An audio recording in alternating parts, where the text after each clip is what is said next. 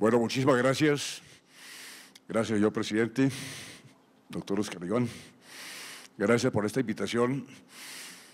Gracias a quienes están acá en este auditorio y sobre todo por tener la oportunidad de hablar con claridad.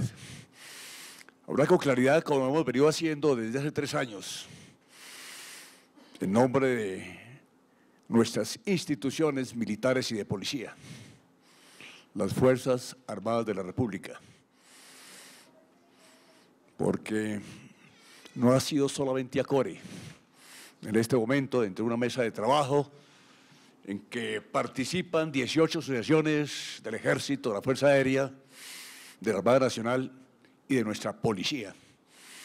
Hemos venido discutiendo y analizando esta situación que se presenta alrededor del proceso de negociaciones que se ha venido adelantando en La Habana.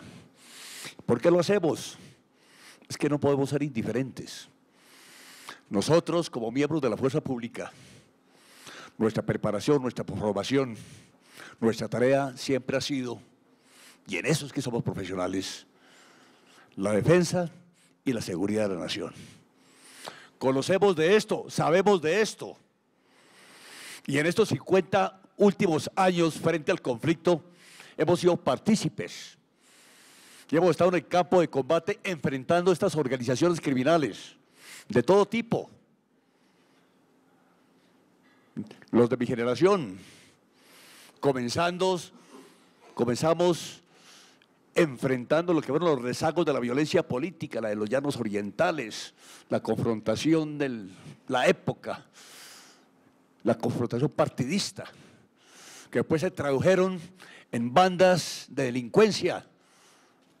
Para muchos de aquí, quizás los mayores, no pueden olvidar lo que eran esas bandas criminales que azotaban el territorio nacional, como eran los famosos grupos de los pájaros en la zona suroccidental, las cuadrillas de Sangre Negra, de Esquite, Tarzán, organizaciones violentas y peligrosas.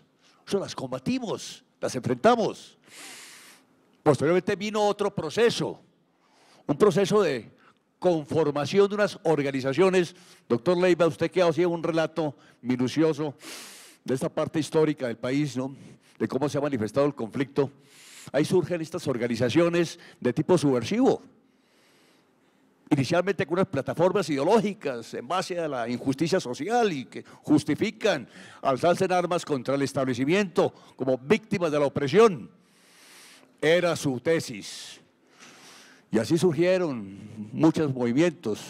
Inician las FARC, el ELN, el EPL, el M19, en fin. Eso va cambiando. De esas organizaciones, hoy en día, aún permanece el ELN y permanecen las FARC. Y unos rezagos de lo que es un grupo disidente del EPL en la zona del Catatumbo. Pero cambiaron también su dirección. Esa plataforma ideológica y política que inicialmente utilizaron para justificar su alzamiento en armas contra el establecimiento, resultó modificada, doctor Leiva. El narcotráfico, la minería ilegal, el gran negocio, y se convirtió en el gran cartel.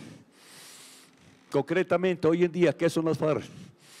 El principal cartel de la droga existente en el mundo. Es una organización supremamente poderosa, supremamente rica.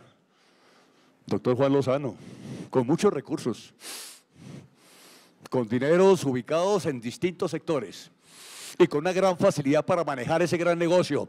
Ahora allí sus cabecillas en Cuba. No tiene limitación alguna para mover sus grandes capitales y ejercer un control sobre esas inmensas fuentes de riqueza.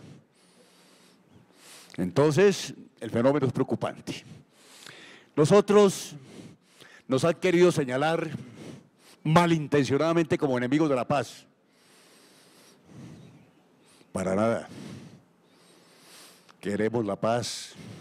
Nosotros como militares y policías no solamente nos jugamos la vida o nos la hemos jugado en defensa de este país y sus instituciones, también nos hemos estado jugando nuestra libertad, porque no tenemos seguridad jurídica, no tenemos un fuero penal militar. Ir al combate en este momento es un gran riesgo para cualquier comandante, porque si hay resultados, no son bajas en combate, son homicidios. Y viene la investigación penal, y viene el gran calvario, y viene la contratación de abogados, y viene la necesidad de utilizar los pocos recursos que se tengan para proyectar e iniciar su defensa. Esa es la realidad. Una guerra así no se puede pelear. Sin embargo, tenemos unas fuerzas militares muy profesionales y una policía muy profesional y hemos dado resultados. Y ahorita están sentados estos señores de las FARC y los del ELN en procura de negociación porque lo hemos obligado a que sea así. No son una amenaza militar. Pero allí están y se está negociando. Hay dos formas de alcanzar la paz, o con victoria militar o negociada políticamente. Este gobierno optó a hacer esa negociación desde el punto de vista político. Y los acompañamos a sus negociadores, a este gobierno, al presidente de la República. Hace 3 años, general Quiñones, allá estábamos sentados con el presidente de la República, acompañando el proceso y diciéndole al señor presidente, comandante y jefe, de que en este proceso era absolutamente indispensable que al final se diera una acción jurídica penal contra los integrantes de la organización. No podría haber impunidad.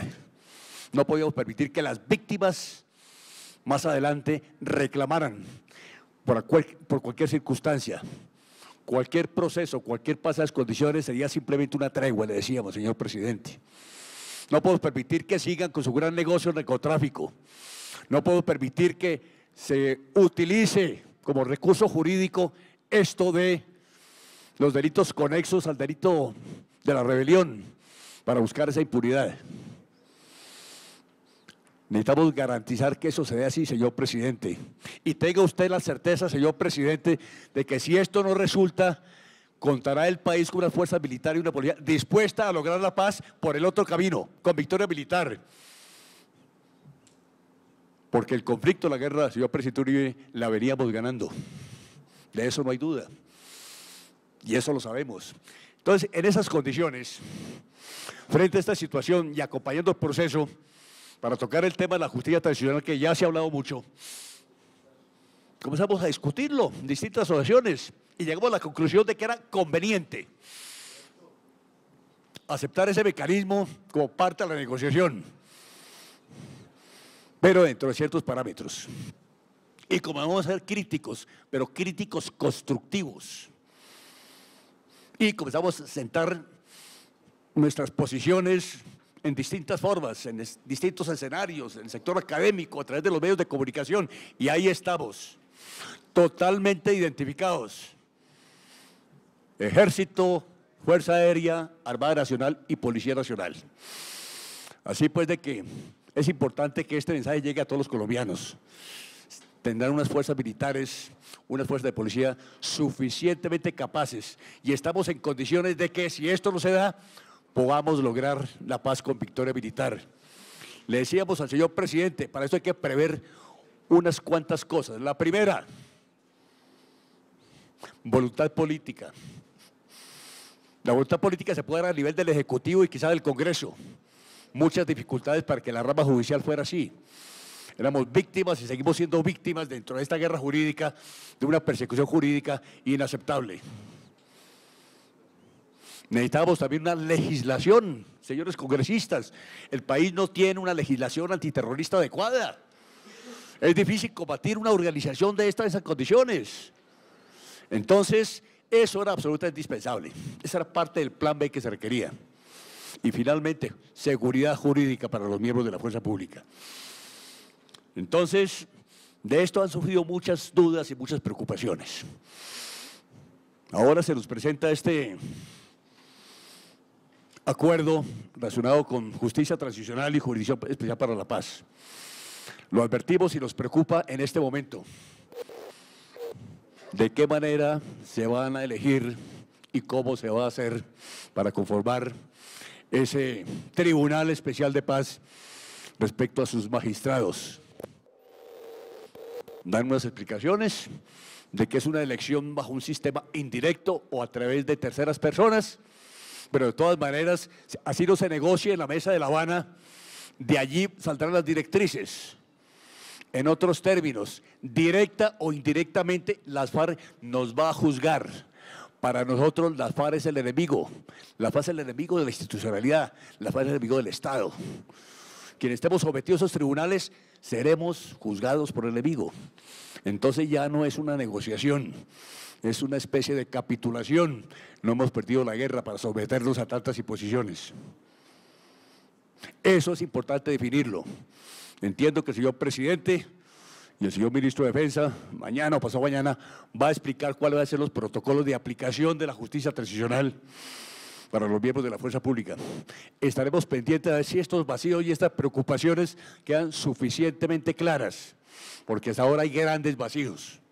Y cuando hay vacíos, entonces vienen las preocupaciones. Hay preocupación general y esto genera malestar. Así pues, de que esperamos pues de que esto que surja, de esta evaluación que se haga, de esta justicia transicional, de lo que aquí se ha dicho con suficiente claridad, para no seguir repitiendo, logremos lo que todos queremos. Ojalá obtengamos la paz, pero una paz negociada en forma digna, desde el punto de vista institucional, para que estos hombres que juegan la vida y su propia libertad en defensa de este país y sus instituciones lo puedan decir abiertamente. Que Dios nos proteja y muchas gracias.